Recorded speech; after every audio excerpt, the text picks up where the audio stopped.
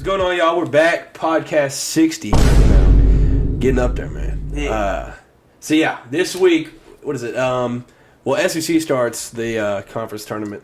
Tomorrow, yeah. And then the ACC was like today. So the conference tournament is upon us. So obviously, if y'all been paying attention to social media, y'all have seen all the the lower levels. Like Furman made it after getting upset last year. Yep. There was somebody else that it was like their first time ever making it, but yeah, it's awesome to see. All the tickets get punched for all these little, the lower D1 schools. I think that's just awesome. I mean, all that to just get 60 pieced in the first round, but hey, you're making a tournament. It's still cool though. I'm here for it. But before we get into all that, Kentucky basketball. I think we played the night after we released the last podcast, and we lost on senior night to Vandy. Who? Which was the most bizarre thing we could have asked for. We were on a 4-game winning streak and then lost 68-66, and they didn't even have their best player because he got hurt within like the first 2 minutes. But then in the second half, at the very beginning of the second half, Kaysen got hurt, which is obviously our point guard, and Severe's already been out, so then we lost both the point guards. So that loss hurt because nobody wants to lose on senior night, obviously. But then we went to Arkansas this past Saturday. We won 88-79 in what was probably the most improbable win. Like, going into it, if you would have told me that Oscar would get fouled out, Damian Collins get fouled out, we wouldn't have Kaysen or Severe, and then a dude would be running point, I would be like, we definitely get 60-pieced or something. We're definitely not keeping it close. Yeah. Especially how good they are and how tough that arena is. It's just not very likely. But I would argue Cal's most impressive win in the regular season as a coach. So I agree. That was definitely my favorite win of the year because we were just not supposed to win that at all. That was just a heated game. Yeah, it was. Back and forth. Early on, it was just scrapping the whole time. Yeah. But yeah, I did say to one of the guys, like right after the game, it felt like the longest game in the history of basketball because it was 2 hours, 39 minutes without an overtime. So I couldn't have imagined if it went to OT. But yeah, like I said, no Kaysen, no Severe. Oscar fouled out with 7 minutes left, and then Damian fouled out with like a little less than that. So we had like no center, no point guard. But yeah, we won because of two guys. I was talking about it. Antonio Reeves had 37 points, which was like the most in a true road game under Calipari, and the most scored since Monk and Fox in 2017. I was about to say, y'all haven't had somebody score that high in a while. Yeah. It's hard to look at like the history of it because all of it's going to go back to 2008 because Jody Meeks. Yeah. That guy was just ridiculous. I think he scored like 44 at Arkansas. Wow. So, I mean, it's just hard to look at the record books there. But, yeah, 37 was crazy. And it felt like he only hit 2 threes. So it felt like he was scoring in every way possible. Yeah. Like dunks, tough layups. I think he went like 14 for 14 from the free throw line. So, I mean, he was just getting buckets. Yeah. And then Toppin, which he ended up playing our point, which is insane because he's a 4.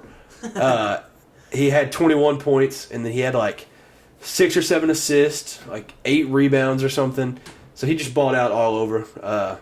He just played like a leader. Like he just did whatever was needed. Hit free throws down the stretch, and it was a great game from him. I feel like y'all see who needs to stay on the court. Yeah, definitely. Most of the game. We've talked about it before. Toppin was like miserable to watch at the beginning of the year, and then ever since that Louisville game, he just found something, and it's clicked. He found that spark. Yeah, and I know he said something about like his mental health was like down, but whatever happened was like the craziest switch in a season I've ever seen in my life. But yeah, and there was like, it was with like 9 minutes left, they popped up like a graphic. There was like 27 total fouls and like 2 or 3 technicals at that point in the game. And I was like, this has got to be some sort of record. Because Oscar, if y'all didn't see it, elbowed one of the Mitchell guys, like, what was it, within like the first 4 minutes or something? Yeah, it was like 16 something. Yeah, and so he should have been thrown out right there. Like, I'm a Kentucky fan, obviously, so I don't want to see it, but it would have been deserved. Hey, I like it. I like the physicality. I like it. And then Devo Davis for Arkansas got up in Antonio Reeves' face, and we were watching that. He got thrown out. So, yeah, that game was wild. It was awesome. It was a great game to watch from a fan standpoint because I had some buddies that were there, and they said that was the rowdiest environment they've ever seen in college basketball. So, yeah, shout out to Arkansas for hosting our farewell tour, though. So, they ruined one of our home games, so we went ahead and ruined it for them. Yeah. So, yeah, it was definitely an awesome win. But so we lost to Vandy, and then which it was the most confusing week ever. We shouldn't have lost to Vandy, should have lost Arkansas, but it switched. But we stayed at 23 in the AP poll, so I was fine with it at the end of the week. Complain. Yeah. Yeah, so Tennessee, we are now finished with the regular season, and we finished at number 17 in the AP poll. So I don't know if we talked. Wait, did we talk about Zakai in the last pod? I don't remember. No, I think it was that night. I think it was. I think they were playing the night that we shot. Yeah, podcast 59. Y'all were playing Arkansas that night, I think. Yes. So sad news, Vol Nation. I was watching the game. Zakai goes down near the baseline, and turns out he tears his ACL. It was early too. Very early. The game just started. I mean, Yeah. it was in like the first. Minute or two. Yeah, I was about to say 2 minutes maybe. I don't even think. Yeah, maybe the first minute. So he goes down. As soon as it happened, those non-contact injuries are the worst. Yeah, I those are already the knew. scariest. I texted you as soon as it happened. I was like, Cam. I was like, dude, Zakai just tore his ACL. Yeah, because I had the game on, but I wasn't like locked in watching it. And then I looked and I was like, dang, Zakai's down. And I didn't know what happened. And you texted. I was like, man, I hope that's not. The way what he happened. was in pain, holding his knee, you could just tell. It was awful. Like, my stomach dropped because I feel like it always happens to the guys that are just balling out. It's always the senior year. You know what I mean? Yeah. Or like towards the end of their collegiate career. But prayers for his recovery. I don't think there's anybody else that supports Vol Nation and plays as hard with his heart than Zakai does. Yeah, and obviously he went through a lot of adversity early because Rick Barnes was not necessarily bashing him, but he was like, point guard's not doing what he's supposed to do. And he took that, and then he got a whole lot better throughout the year. So I remember talking about that at the beginning of the season on the podcast. Rick Barnes kind of getting on a little bit, like, "Hey, you're a leader now. You know, you got to step up. It's your time." And he did, but he definitely did. Yeah, so prayers for him for sure. Yeah. So we ended up beating Arkansas that night for our senior night, and then we went to Auburn. Tough game in Auburn. Jungle.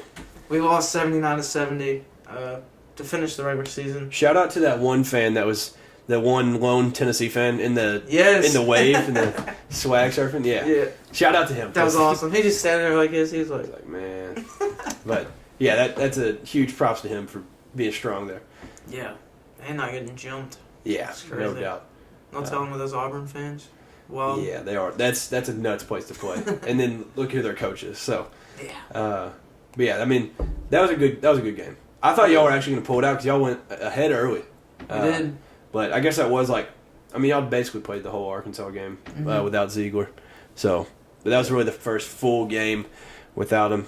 And what, Tyreek Key wasn't playing against Arkansas. Did he play? I didn't even pay attention. Did he play Saturday?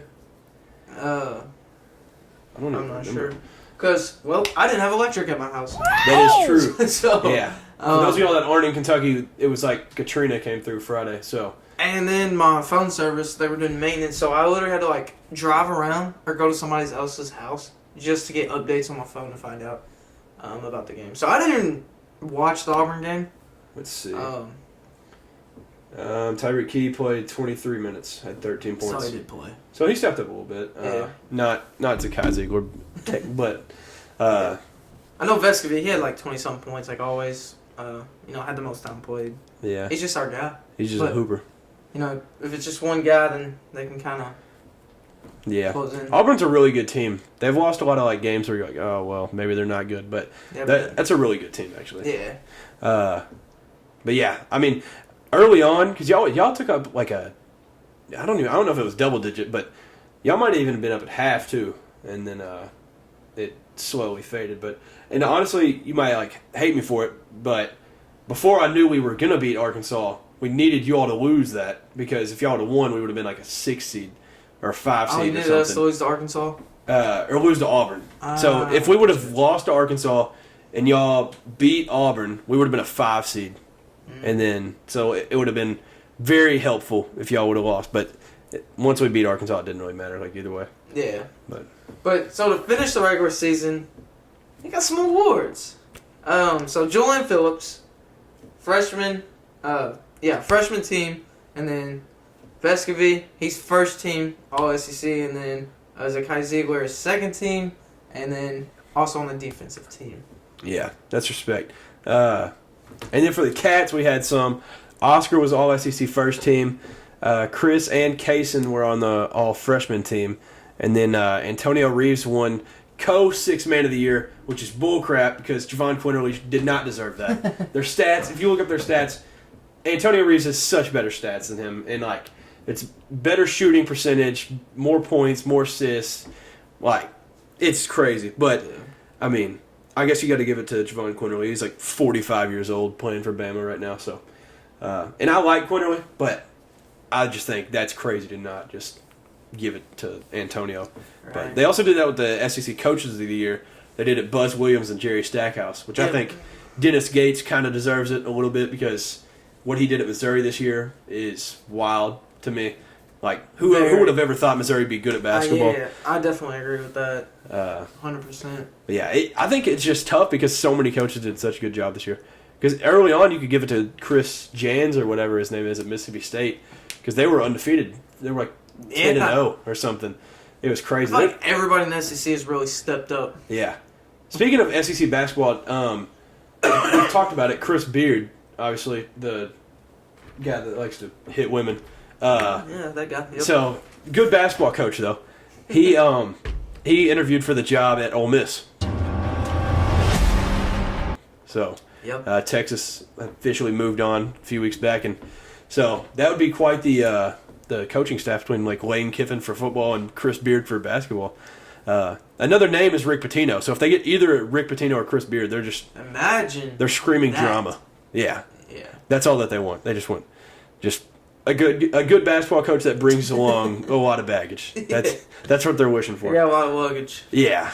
So yeah, we'll pop up a picture on the screen of the SEC tournament bracket. Yeah. You all ended up with we got a 3 seed.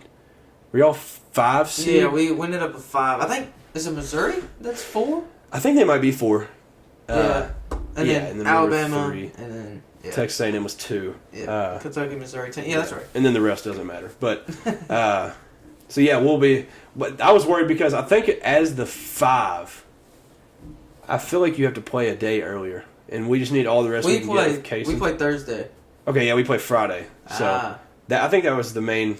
Because I think the top 4 don't play on Thursday. And we still get a bye, though. Yeah, y'all still get tomorrow is one our bye. And then, Yeah, I think the top 4 get a double bye. Or maybe the top 3, I don't know. But yeah, I know that was a big part of it because a bunch of, like, Kentucky fans were wanting to, like, rest for, like, our players' sake.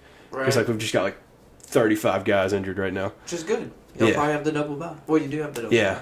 Yeah, so I think that's good. And I think Matt Jones talked about it, but Kaysen, I don't think it's like the case of he's going to not play Friday and then play Saturday or something. He's either going to play all 3 days or not play at all. Yep. So I think it just depends on – because Cal doesn't care about this. Like, he doesn't care about the SEC tournament at all. Yeah. So he's kind of like – he even said it last year after we lost to you all. He was like, time to go home and see my dogs or something. So quickly, off-season, Kentucky football spring training or spring practices started a couple days ago or something. Yeah. I guess yesterday. So yeah, the only thing that I've heard really, Barryon Brown switched from 2 to 7 for those of you that care about that, and then Devin Leary, it's said that he doesn't have the exact cannon that Will Levis had, but he has a more catchable ball or something like that. So, I mean, take that how you want it. Like. Yeah. I understand when people say they have a more catchable ball, but I just don't see the argument for it being that much of a difference. But I guess we'll see this season. Because I know the complaint about Will was like he was throwing slants like 800 miles an hour, and people were like, "Dude, tone it down." If you're a wide receiver, that's your job. You gotta be able to catch the ball. That is true. But I guess maybe Devin has more touch or something. Maybe. So, I don't know. You don't want a quarterback that just floats the ball on a slant. Yeah. Which I trust him because from all the highlights I've watched, and I've watched him a lot when he was at NC State, I think he's just really good. Like he makes a lot of very tough throws that you're like, dude, how did he fit that in that? Yeah. So I'm excited for that. But yeah, I guess that's just a wide receiver thing. Like you just know quarterbacks, like a more catchable ball. I guess you don't really know what that means unless you're a wide receiver. Yeah. You know what I mean? I mean, obviously, like I'm not like Devin Leary, but I know people used to say that about me. Like I wouldn't sling it, but I like had a catchable ball and had like touch on it. So it's just like the touch you have. Yeah. I don't know. Some quarterbacks have it, some don't. Yeah, I don't know what it is. Like, Yeah. But Devin Leary, yeah, there's a guy at my work. Oh my gosh, he is on like the Leary train. Really? Yes, he's like so Kentucky fan. He's the greatest thing to come to Kentucky football since I don't know, Randall Cobb. I don't know. He is like, I mean, obviously it's not a recruit, but he's like the highest like ranked like prospect at quarterback we've had since Tim Couch. But so I mean, Tim Couch, that's a better example. I just thought of the first name of Kentucky. Randall Cobb did throw it, which is random. He did throw it at Kentucky a lot, but yeah, y'all ran the Wildcat with Randall Cobb a lot, didn't you? Yeah, he would just sling it. It was so random. Yeah, that was fun. So he's a Devin Leary truther. Oh yeah, he's like, dude, I don't see how we can lose. That's crazy. He's for it. And he says something to me every day about it.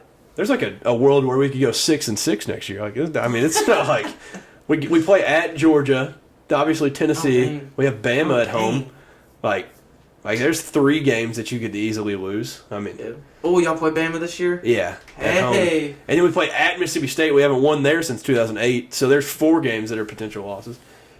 Hey, I don't know what this guy's expecting, but hey, streaks are meant to be broken. Yeah, that is true. Streaks are meant to be broken. I hope that guy's not getting his hopes up for a 12-0. Hopefully he hasn't purchased a ticket in Atlanta yet. But yeah. I mean, anytime you've got to go to Georgia, just rest in peace your season. As long as Kirby Smart's there. But yeah, I mean that's really all the Kentucky offseason that's happened. I watched a Liam Cohen interview and he was like, which it was the most offensive coordinator thing that you can possibly say, but it did get me fired up. He was like, we're not here to be the 2021 offensive team. We hope to be miles better than that or something. And I was like, wow. Yeah, if that happens, then. But I know there's been a lot of talk about the O-line, like guys moving positions, and this year's expected to be insanely way better. Yeah, because I know. That's what y'all needed. Yeah, that was my biggest complaint last year. Was like, obviously. The O-line. Yeah, the O-line was just I remember you brutal. getting so mad. Yeah. Just because you're like, dude, we can't. We just couldn't throw the ball at all. We didn't have time. Yeah. It was like record. I was seeing the other day, like, Will Levis had, like, the 5th most sacks among Power 5 quarterbacks last year. Hey, that's actually good, though, in his case, for the NFL, because the game's a lot faster. Yeah, that is true. In the NFL than in college. And then, you know, he's going to be used to that quick drop back, all right, get the ball out. Yeah, that is true. So in his case, it's not like there's a thin line between like excuses and reasoning, but like that's kind of an excuse that helps him in last season's part because people are like, oh, he threw like so many picks or whatever, and like, well, he didn't really have like a whole lot of time. Yeah, he was just had to. And NFL, they'll fix that. I think so. He'll be all right. Yeah, I think he's more of like a situational thing. Like, if he just goes to like the Panthers right now, I think he might be a 10-day NFL guy, and he's gonna be gone and after this year or something. I think it'll take. I could see him working out with the Colts. I could see that one working out. I just feel like the Panthers is where like quarterbacks go to die. It just seems like you hear all these had a few good years and then like Baker Mayfield and then like Matt Corral got drafted there and nobody knows anything about him. Sam Darnold's there right now. Like, I just don't want him to go to Carolina. Cool colors though, but is that what he's projected? Yeah, at like that's 9th the mock draft right now. Or whatever. Yeah, the one that came out yesterday it had him going 9th there. So that would be brutal. But I hope he just succeeds because he's like, outside of Zach Wilson, he's like one of the most hated prospects ever. And he's like fully embracing it. Like he's like, I've got a cannon. First pick is the Colts, right? Bears right now, but it's likely to be the Colts. They'll probably trade him. Yeah, Colts will definitely. Bryce Young, I would say number 1. Yeah. I don't know. But while we're on that topic, do you think it's like crazy to say Bryce Young's weight doesn't matter? Because I've had some heated debates about this. Like so going into it, they were like, this dude Bryce Young is 5'9", or 5'10" and like 185. Like this dude's gonna get killed in the NFL, and like don't draft him. That's what people were saying. Okay. Take Kyler Murray, for example. Bryce Young is not as elusive and as good of a runner as Kyler Murray. Yeah. But I think Kyler Murray can still throw the ball, too. So, I don't think that. See, I'm on the side where it's like, this dude plays football well. Why not draft him? Like, exactly. What's the issue? He's a football player. And, cool, he's 5'10" and 1/8 or whatever, but he's never had an issue with vision. Like, it's not been like he can't see receivers. Isn't Russell Wilson small, too? Yeah, he's like 6 foot or something, maybe 5'11", but yeah, like people act like this dude can't see or something. I get it; it's a plus to have a 6'5" quarterback. Not everybody's built like that. Seen his stats at Alabama? Yeah, you don't want a Heisman, like being short and that being an issue. And I liked what he said. He was like, "I'm gonna be whatever the best I can. I'm gonna focus on things that I can control, or something." Oh yeah, so I was like, "Okay, yeah." Like, I just don't get why you're like, "Yeah, let's not draft the guy that's best at football. Let's take the guy that's taller." And you're just like, that's crazy. Yeah, that's nuts to me. I mean, if you win the Heisman in college, obviously you're doing something right. Obviously you can play no matter your size. You won the Heisman, he's throwing for 4,000 yards in a year. I just don't see the point behind it. And people were also worried about his weight, but he obviously got that up. He was 204 when Kyler Murray was like 208 at his. Why do you need to be heavy as a quarterback anyway? Yeah, that doesn't make sense. I guess. Like, people were just like, dude, he's going to get sacked and killed. Snap a leg, break his neck. Yeah, but I did see, Big Cat on Pardon My Take was like, that would be, if he ever needed a trainer for just picking up weight fast, just call him. Because just wake up and eat, cake for breakfast. And then just throw back, a Polar Pop or something. And then he'll figure it out. But, so he picked up the weight very quick. But that's good. I just don't think it's, something to freak out over. No, not at all. Same with the hand size thing. That's crazy to me. Year after year, they're like, "Oh, his hands are really small. Don't draft him." And then that guy always thrives. So Joe Burrow. Yeah, Kenny Pickett played great at the end of the year. Yeah. So, I mean, didn't Tom Brady have small hands too? He might have. Brady? I don't know. I feel like there was something with Patrick Mahomes too, which. It was Patrick Mahomes. That's right. Anything with him. Patrick Mahomes crazy. said something to Joe Burrow. Because they said the same thing about Joe Burrow having small hands. Yeah. And Patrick Mahomes tweeted out not too long ago. He's like, small hands shouldn't be a problem or something like that. Yeah. They're not a problem now or something. I don't know. Yeah, I mean, if you can play football, you can play football. Exactly. I don't see it. End of story. Yeah. Case closed. Also, with where we were talking about the number one pick, so obviously Anthony Richardson's ridiculous. And he broke the record for, the longest jump, longest broad jump or whatever for a quarterback, and the highest vertical for a quarterback. Yeah. So people were like, "Yeah, let's just draft this guy number one because he has the potential to be like Patrick Mahomes or something," which I think is nuts. This dude's not good at football. Yeah. That's how I look at it. Because I was telling this guy the other day that. He was arguing. He was like, "Why not draft Anthony Richardson?" And I said, from a Kentucky fan standpoint, there was 2 games where I was like, the other team dropped back for a pass, and I was happy about it because I knew they weren't getting yards. Yeah. And it was Florida and Ole Miss because I was like, if that guy throws it heads up, you have to be able to throw the ball in the NFL. Yeah. You're not gonna last in the NFL if you can't throw the ball. Yeah. Cool. How often do you need to jump 6 feet? In how many times a game are you hurdling somebody? It's a cool thing to have, but yeah. I just don't. You just got to play football. Exactly. If you can't play football, it doesn't matter how far you can jump. There's a difference between being just an athlete and being a football player. Yeah. And I saw somebody arguing the other day. They were like, why is it that the farther players get away from playing football, the higher their football draft, mock draft goes up? Which doesn't make sense to me. The farther he's going from being on the football field, they're like, yeah, this guy's good. And they're tricking themselves into thinking that because he's got the best odds to be the number one pick now, and it's crazy. Obviously, he played good against Tennessee, but I know Kentucky.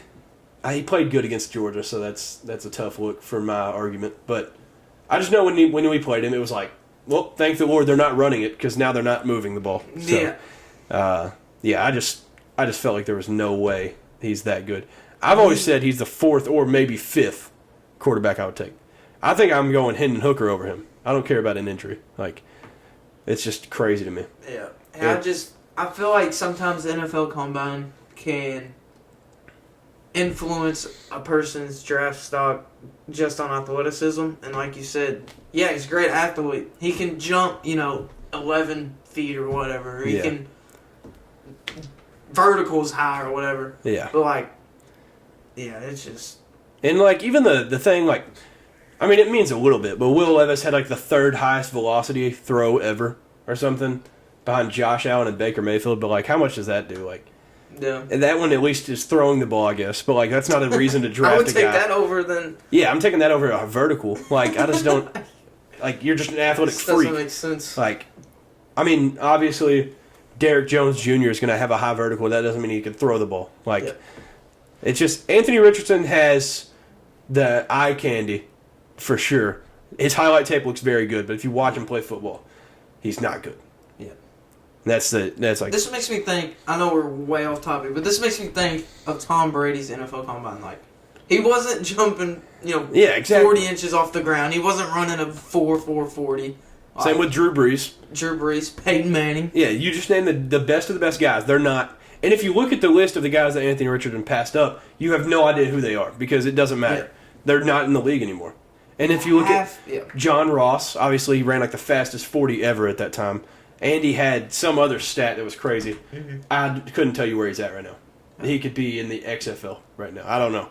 Yeah. But it's just wild to me today. I think the Combine means a lot, but people overestimate how much that for sure. shows for a player. Yeah. But, I think in my order right now, if I have to pick the safest quarterback, I'm just going Bryce Young. He's been very consistent. Obviously, he got hurt the one time, but he got hurt not because of his weight. He landed on his shoulder wrong, right? And that could happen to anybody. Yeah. So, because I think Will Levis is obviously a risky pick, but you pick him for the upside. But and I think C.J. Stroud is a very consistent, good quarterback, but obviously he's struggled against good competition, but also thrived against Georgia. So, true. I think he's I would take him second, in my opinion. Mine would be Bryce Young, C.J. Stroud, Will Levis, Hendon Hooker, around each other. Because I think those are both, you pick them for the upside, but the risk is, risk for Hendon is injury. He's coming back and playing the same way he did before he got injured. And then Will Levis is maybe okay, he was good, but not as good as what we thought he was going to be. So the thing that does worry me, though, when Hendon Hooker comes back is the way he runs. He does run kind of weird, actually. Just whenever... So I don't ever think of him as a scrambling quarterback, more of a pocket guy, but he can get out. It just looks really weird whenever he does. He runs with his legs out in front of him. Almost like his legs are too long for his body. Yeah. He's just really long legs. I never think about it, but now that you've mentioned that, he definitely does run a little bit weird. So I just feel like it's going to be easier to blow out that knee again just because of how awkward he runs. Yeah, it's screaming for an injury. Yeah. It's not, like you said, he's not a slow guy, but he's not really a main runner, but his strides are so long, it makes him, kind of dangerous. Yeah, prone for just an injury. That is kind of weird. That is definitely an issue, but somebody, if there's such thing as a running trainer that needs to just fix how you run, that should definitely be a thing. Well, they probably have him running on that I'm talking about the thing that's in the waist. On the treadmill. Yeah, they've got to be fixing it right then. Yeah, that's the best way to fix it. I think he just has really long legs, and it just looks awkward. Yeah, but hey, looks weird when a giraffe runs. So, he can't fix it. He's definitely not slow, so he can definitely get out and get a couple more yards. He's a little mobile. Yeah, but that definitely is a little bit of a concern, I would say, for when he comes back. But back to the college football world, real quick. Let me figure out this guy's name, because over the weekend, this was leaked by Ross Dellinger, or something like that. Dellinger. So he posted it with a beer emoji. So that was as SEC as you can make a post. But he posted, I don't know if these are official or not, but the teams that will be the official permanent opponents. So for Tennessee, he had Vanderbilt, Alabama, South Carolina. Mm-hmm. So what do you think about that? Vanderbilt, Alabama, South Carolina. I don't think we thought of one where it didn't have us playing each other, though. I like it. It includes Alabama. third Saturday in October. Yep. Vanderbilt, in-state, obviously. I agree with those.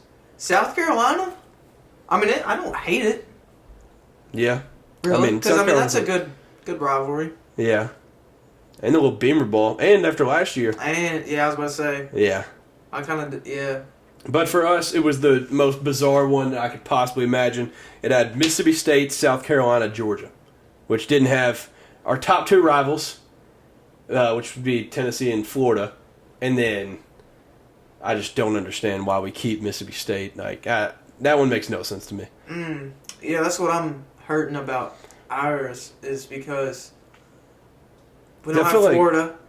Because I like playing Florida. Yeah, like, I enjoy playing Florida even too. Even though they went on that long streak, whatever. That's besides the point. Hey, they had a 31-year against us though, so but we've owned them recently, so it's felt good. But we don't have Florida and we don't have you all. We don't have the Cats, so I hate everything about it. Yeah, I wish this wouldn't change. I wish they would somehow figure out how to fit two more. If it meant putting Auburn and Alabama in the East, do it. If you wanted to just put Texas and Oklahoma in the West and keep it how it is, that's how I like it the most. That'd be crazy. That would be nuts. Alabama and Auburn in the East. Yeah, that would suck. Oh but my geographically, gosh. that would make the most sense. But obviously, conferences geographically don't matter. Make sense, yeah. Yeah, so, but yeah, if that's what it took, I would be fine. Just Texas and Oklahoma just ruining everything. Yeah, I like them joining for like the purposes of like, yeah, we have literally the biggest names. That's not Michigan and Ohio State really, which have the biggest names in like every sport. My thing back on this with Texas and Oklahoma joining is now, since Texas is joining, you still have Baylor, TCU. I'm just thinking of all the teams that are in Texas. Texas Tech. Texas Tech, yeah. SMU, I mean, they're good. Yeah. Randomly. So, I mean, I guess it's not going geographically because then I feel like all those teams would have to join the SEC and then there'd just be one mega conference. Yeah. But it's crazy. Yeah, it's insane. The real story of this, though, was when it leaked, Nick Saban got upset because Alabama got Auburn, Tennessee, LSU. And he was like, how's it fair that we get those three and we get drawn the hardest or something? Yes. Like, you're Alabama, never complain. Like, I just don't understand it. Yeah. Like, I don't see how you're going to sit there and be like, how are we going to get the hardest teams when you literally have the most national championships? I mean, he's not wrong, but then again, out of all people, I wouldn't think he would complain. You know what I mean? That's what I'm like. That's the only coach I would expect not to complain. Yeah, I'd expect anybody else to complain about it. But I mean, if you're Alabama, you have to play Auburn, you have to play Tennessee. They literally have names for those rivalries. And then outside of that, probably the biggest rivalry in the SEC is LSU, Alabama. Like, there's no way you can't have those three. I feel like that's a good. Yeah, that's an awesome like little group right there. Yeah, I think. But I mean. Yeah, when Coach Saban came out and said that, I was like, that's of just all like people, the equivalent of like basketball, like Calipari or Bill Self being like, "Oh, well, we got to play these teams or something." Yeah. Like, you should go towards competition, not run from it. Yeah, that's just what I think. Well said. But yeah, I was really shocked to see that he was whining about it. Yeah, maybe he's just getting in his old years and he's like, "Man, I got to cry about something now." Like, I don't know if he's just getting up there, but like. You lost 2 games last year. You're still elite. Stop whining. Like there's no point. It solves nothing. I think us beating them this past year is really scaring him. Yeah. I think he was like, Tennessee too? Wow. Yeah. Because maybe if it was like, maybe they still had the streak or something, he'd be like, man, LSU, Auburn. But then he's like, he lost to 2 of those teams last year. Yeah. So, and he's kind of forgetting about the fact that Auburn's just awful right now. So there's a couple years of like wins. But, It's part of being in the SEC, man. Yeah, you're not going to just get away with easy stuff. No. But you're going to have at least 2 teams every year that's going to give you a fight. I really hope that's not our like pod or whatever, because that is the stupidest pod I can imagine. Obviously it sucks playing Georgia. Like, I don't care if you want to make them. That's rough, but not having Tennessee and Florida, it just doesn't make sense to me. Like, I don't understand how. I agree. But I did hear that like. Every team, they're going to talk to the AD, and the AD picks one team that they make sure to have. And then the SEC figures out the rest. So there's no way Mitch Barnhart didn't choose Tennessee because he's like he's free. I think he actually was the AD at Tennessee at some point. And then obviously Kentucky, Tennessee is like as old as like Jesus. So I mean, like, there's no way that that's not our rival. Yeah. So I feel like that's got to be fake. Yeah, it has to be. It fake. has to be. I just feel like Tennessee has a rival with everybody, like Georgia, Florida, Kentucky, Yeah. Vandy, just because they're in state. I mean, they're terrible, but just because we run the state. Yeah. Bama, Georgia, Bama. Like, I just feel like it's just everybody. Florida. I don't know if I said them already, but it's just like I feel like there's a unique rivalry with all these teams, and you just can't fit it all in. Yeah. For us, it's literally just Florida and Tennessee, but for some reason, Missouri thinks that they have like anything to say about us, but I don't know. Yeah, they don't make any sense. They're like, yeah, I hate Kentucky, and we're like, dude, we don't even know who you are.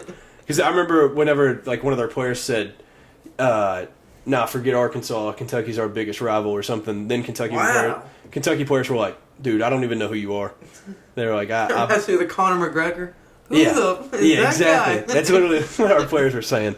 But yeah, that's just crazy to assume that we're rivals with them because I don't care about Missouri. We don't care. Let me tell you something. We don't care. I would put Vandy as a bigger rival, but yeah, I hope that's a fake leak, and hopefully. I know they said like at the latest it's going to be like late summer when they officially release it.